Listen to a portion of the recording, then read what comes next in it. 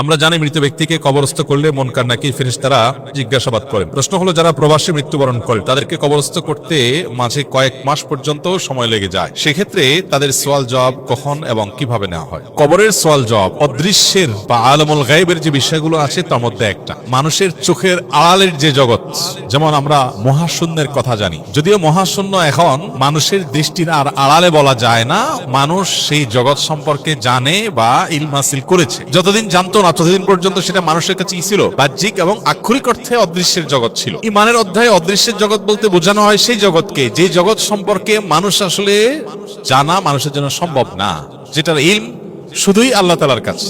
যেমন জান্নাত, জাহান্নাম, আখিরাত, পুলসিরাত, কিয়ামত, হাসর, মিজান, কবরের আযাব হোক, কবরের শান্তি হোক, নিয়ামত হোক, এই সব কিছু অদৃশ্যের জগতের বিষয়, যেটা মানুষ দৃশ্যমান করা সম্ভব না।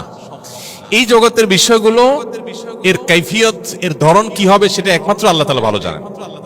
ঈমানদার সেটাকে পরিপূর্ণভাবে ন্যস্ত করবে কার উপরে? আল্লাহর উপরে।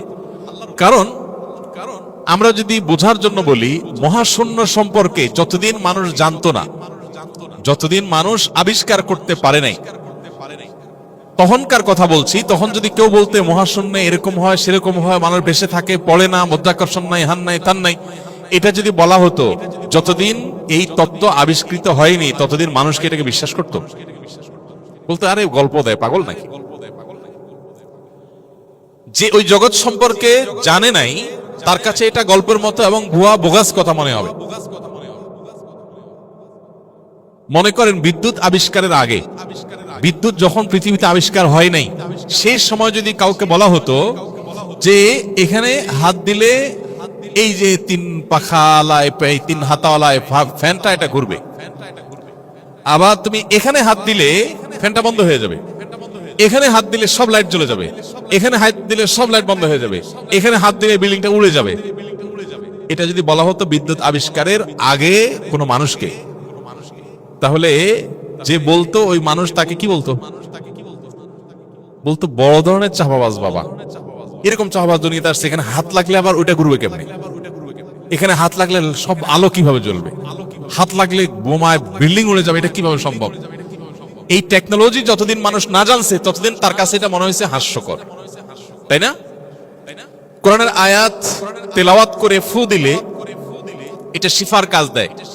আল্লাহ বলেছেন ওয়ানুনাজ্জিলু মিনাল কুরআনি মা হুয়া শিফাউল লিন-নাস। এই কোরআনে আল্লাহ যে আয়াত নাজিল করেছেন, এই আয়াতগুলো মানুষের জন্য কি শিফা, মানুষের ট্রিটমেন্ট এর মধ্যে নিহিত আছে। ট্রিটমেন্টের একটা প্রোটোকল আমরা জানি আর মনে করি এটাই বোধহয় চূড়ান্ত, এটাই বোধহয় ওহির মতো, আর কোনো পথ নাই। ট্রিটমেন্টের আরো বহু পথ আছে। রুকিয়া এটা ট্রিটমেন্টের একটা পথ, আমরা জানি না। এখন এই যে আমরা ট্যাবলেট খাই আর জ্বর ভালো হয়ে যায় 15-20 মিনিটের মধ্যে, যখন মেডিকেল সায়েন্সের এই উন্নতি অগ্রগতি পৃথিবীতে হয়নি বা আবিষ্কার হয়নি, তখন যদি মানুষকে বলা হতো সাদা এই জিনিসটা পানি দিয়ে খাও, 10 মিনিটের ভিতর তোমার জ্বর নাই হয়ে যাবে, বিশ্বাস করতো মানুষ? বলতো গল্প দাও। ঠিক একইভাবে বিদ্যুৎ আবিষ্কারের আগে মানুষের কাছে এগুলো গল্পের মতো মনে হতো, কারণ তার কাছে এই টেকনোলজি জানা ছিল না। এখন ভয়েস কমান্ডের যুগ আসছে, মানুষ মুখে কোনো কিছু বললে যদি বলা হয় মোবাইল 2 হাত দূরে, হাই শ্রী কলমুখ, হাই গুগল কলমুখ, হাই গুগল আমাকে এই লোকেশন দাও, সাথে সাথে সে দূরে আছে, সে আমার কথা শুনতেছে, সে মানুষ না, শুনে আবার কাজও করতেছে। ভয়েস কমান্ডে যখন এত কিছু করা সম্ভব, তাহলে কোরআন আয়াত পড়ে ফু দিলে রোগ ভালো হইতে সমস্যা কি? মানুষ যখন বুঝে তখন তার কাছে এটা হাস্যকর মনে হয়। আমাদের যে সমস্ত নাস্তিক বন্ধুরা বা যে সমস্ত অবিশ্বাসী মানুষেরা, তারা আলমুল গায়ব সম্পর্কে না জানার কারণে তার কাছে মনে হয় আর এগুলা গল্প। তাদের বিষয়টা অনেকটা এরকম, আন্নাসু আদাউল লিমা জাহিলু, মানুষ যে সম্পর্কে জানে না সে সম্পর্কে সে শত্রুর মতো আচরণ করে, বিরোধিতা করে, কারণ সে জানে না। এজন্য ভাই, কবরের আযাব এবং কবরের নিয়ামত, নেককারদেরকে বারজাখী জীবনে নিয়ামত এবং বদকারদের শাস্তির বিষয়টা কোরআন এবং হাদিসের আলোকে সুপ্রমাণিত। আল্লাহ বলেছেন ওয়া মিন ওয়ারাইহিম বারযাখুন ইলা ইয়াউমি ইউবআসুন, মানুষের মৃত্যুর পর কিয়ামতের পুনরুত্থান আগ পর্যন্ত যে জগৎটা আছে এটাকে বলা হয়েছে বারজাখ, মানে আড়াল, আবডাল। এই বারজাখী জীবনে কেউ কবরে থাকতে পারে, কেউ মৃত্যুর পর ফ্রিজে থাকতে পারে, কেউ বাঘের পেটে খাদ্য হয়ে যেতে পারে, কেউ আগুনে পুড়ে ছাই হয়ে যেতে পারে, কেউ পানিতে ডুবে পচে গলে মাছের পেটে চলে যেতে পারে। যার ধ্বংসাবশেষ যেখানেই যাক না কেন, সেখানে সে অবস্থায় তার বারজাখে, আলমে বারজাখে বা মৃত্যু পরবর্তী জগতে সে প্রবেশ করে গেছে। সেখানে তাকে আল্লাহ তাআলা নেককার হলে নেয়ামত, বদকার হলে শাস্তির ব্যবস্থা করবেন। এখন আপনি বলবেন, বুঝলাম কবরে দিলে সেখানে কবরে মাটির নিচ দিয়ে ফেরেশতারা এসে কিছু একটা করবে টরবে, কিন্তু ফ্রিজে রেখে দিছে লাশ, এখানে কি করবে? ফ্রিজে রেখে দিছে লাশ, এখানে কি করবে? ওই যে টেকনোলজির ব্যাপার একটু আগে বললাম, আপনার কাছে তো টেকনোলজি জানা নাই, যার কারণে আপনি বুঝতেছেন না কিভাবে হবে।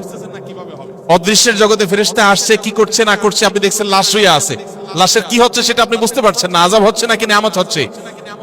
বিভিন্ন বর্ণার আলোকে বোঝা যায় মানুষ মারা যাওয়ার পর, কবরস্থ করার পর, বা কবরস্থ হোক আর না হোক, যে অবস্থায় থাকুক না কেন, তার লাশ বা ধ্বংসাবশেষ, তার দেহে এই পরিমাণ বিশেষ রূহ দেওয়া হয় যে সে নিয়ামত ভোগ করতে পারে বা আযাব ভোগ করতে পারে, বাহির থেকে দেখে কেউ বোঝার কোনো ক্ষমতা থাকে না।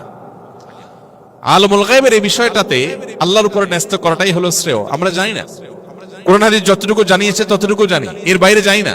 অতএব একটা মানুষের মৃত্যুর পর তার লাশ যদি ফ্রিজে রেখে দেওয়া হয়, সে ফ্রিজে রাখা লাশটা 2 মাস, 4 মাস, 6 মাস, 8 মাস, এমনকি সারা জীবন সে মাটির উপর পড়ে আছে, কবরস্থ হলো না, এমনও হতে পারে। যদি এরকমও হয়, এমনকি যদি কাউকে বাঘে খেয়ে তার পেটে চলে যায়, বাঘের শরীরের অংশ হয়ে যায়, তারপরও আল্লাহ রাব্বুল আলামিন তার ওই ধ্বংসাবশেষ, সেটার মধ্যে আল্লাহ তাআলা তার মানকার নাকিরের সোয়াল, জান্নাতি হলে নিয়ামতের ব্যবস্থা, জাহান্নামী হলে আযাবের ব্যবস্থা, সেটা আল্লাহ তাআলা করবেন। কিভাবে? আল কাইফিয়াতু গায়রু মালুম, কি পদ্ধতিতে সেটা আমরা জানি না, সেটা আল্লাহ তাআলা ভালো জানেন। কিন্তু আল্লাহর সব টেকনোলজি, আল্লাহর সব কিছু আমরা উদ্ধার করতে পারি না বা পারবো না, এটা সম্ভব না। আল্লামা ইকবাল বলেছেন, जो समझ में आ गई वो फिर खुदा क्यों कर हुआ।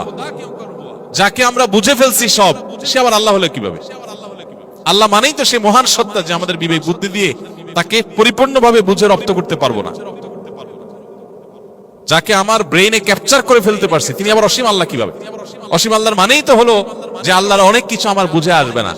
যেমন সায়েন্সের ছাত্র না হলে সায়েন্সের অনেক কিছু তার বুঝে আসে না।